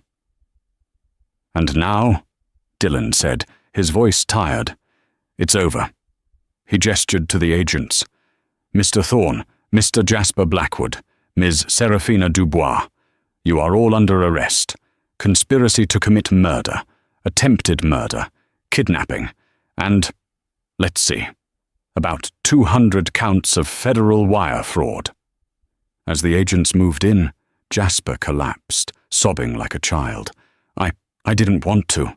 She made me. Serafina made me. Thorne, the shark, was silent, his face like stone, already planning his defense. Serafina was the real show. She fought. No, get your hands off me, she screamed as an agent cuffed her. The silk on the celestial gown ripped, a long, tearing sound that made Angela wince. You can't do this. I am Serafina Dubois. That's an Olivier Fontaine. You'll pay for this. You'll all pay. She was dragged from the courtroom, a screaming, glittering mess of sapphires and hate, the dress ruined, her life over. The courtroom doors slammed shut, muffling the sudden explosion of a dozen shouting reporters in the hall. The cacophony of the press, the flashbulbs, the shouted questions. Dillon, are you back? The sheer, hungry chaos was now a frantic, distant roar. Inside, the silence was a vacuum. It was over. Jasper was gone, sobbing, dragged away by a marshal. Marcus Thorne was gone, his face a mask of cold, calculating silence, already planning his appeal. And Serafina. The torn, glittering shreds of the celestial gown were the last thing anyone saw as she was hauled, screaming obscenities from the room. The only people left were Angela, Dillon, a pale but triumphant Sarah Jenkins, and a grimly satisfied Arthur Vance. The adrenaline that had held Dillon Blackwood upright, that had fueled his righteous iron-hard fury, evaporated all at once. His shoulders slumped. The hand gripping the ebony cane trembled, the knuckles white. He looked, for the first time, not like a titan, but like a man who had been to war. And barely survived. Angela was still standing where she had been, her hands fisted at her sides. She was breathing, but it was the short, sharp breath of a sprinter who had just crossed the finish line, only to find it was just the beginning of a marathon. He turned, his movement stiff, his face etched with an exhaustion so deep it looked like pain. Their eyes met across the empty room. Angela walked toward him. She didn't run. Her heels didn't click with triumph. They made a slow, deliberate, measured sound on the marble. She wasn't a wife, running to her rescued husband. She was a survivor, approaching the man who was both her savior and, in many ways, the source of the entire catastrophe. She stopped a foot in front of him. She didn't touch him. It was all true, then, she whispered. It wasn't a question. Dillon's eyes closed. The scar on his temple, white and angry, seemed to pulse. He couldn't lie. Not now, not ever again. Yes. The invoice, she said, her voice flat. Serafina. It wasn't just a lie Jasper told. You were with her. Yes, he said again, his voice a rasp. It was a mistake, a moment of profound, catastrophic stupidity. Stupidity? Angela's voice cracked, and a single hot tear of pure, unadulterated rage slipped down her cheek. She didn't wipe it. She was in our home, Dylan. She was in my closet, touching my things. She was wearing my life. Your stupidity gave them the key. Your lie is what they built this entire thing on. He flinched, as if she had struck him. Angela, did you think I was stupid? She pressed, her voice gaining a low, dangerous power. That day in Como, I knew you were lying. I felt it. And when Jasper showed up with that POA, a part of me, a tiny, terrible part, believed it might be real. Because you had already lied. Your one stupid lie gave them all the power. It's what kept me from fighting, Dylan. It's what made me doubt. The truth of her words hung in the air, more brutal than any of Serafina's schemes. Dylan's shoulders bowed. He opened his eyes, and they were raw. You're right, he whispered, and the admission seemed to tear something from him. I was arrogant. I was weak. I thought I could control it.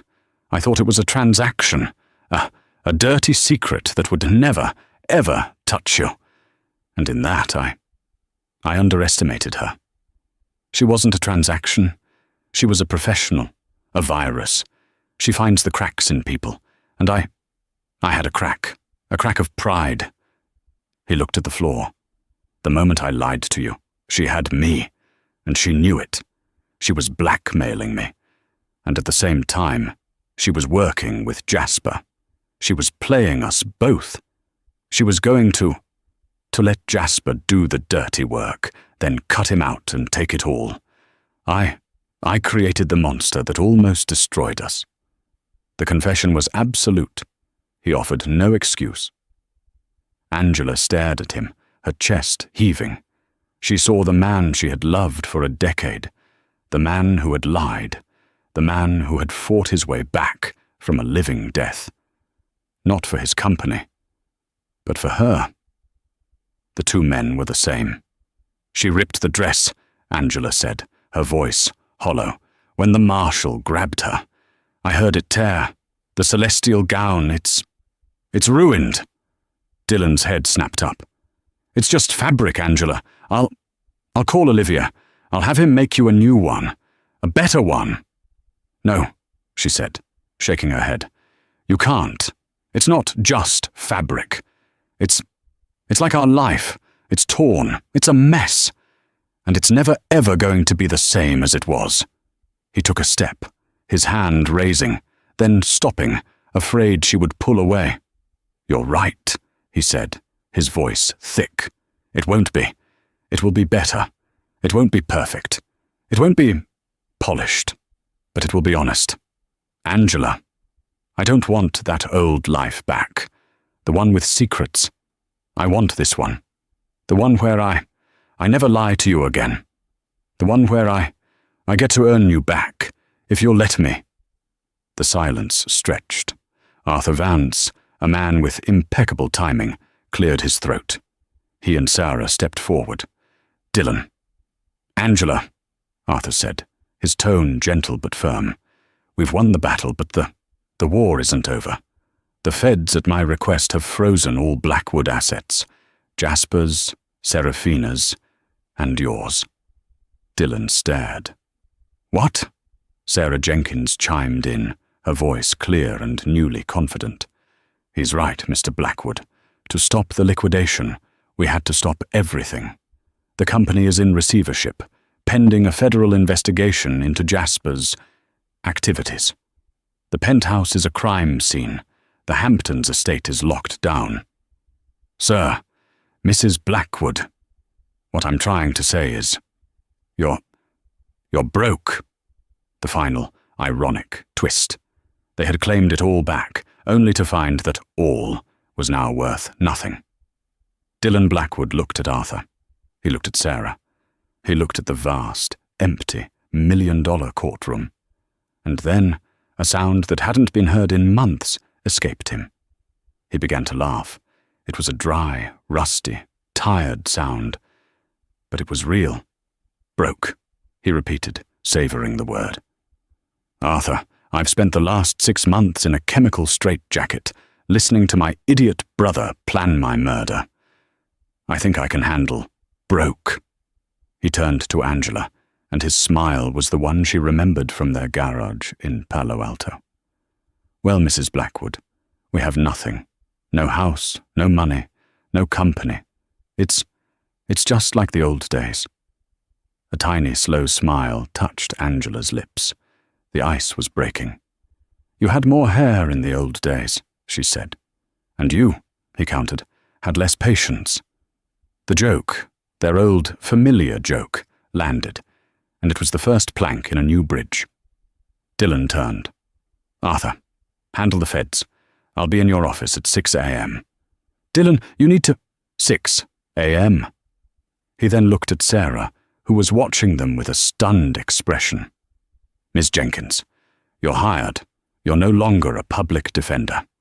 As of this moment, you are general counsel of whatever is left of Blackwood Industries. Double your salary."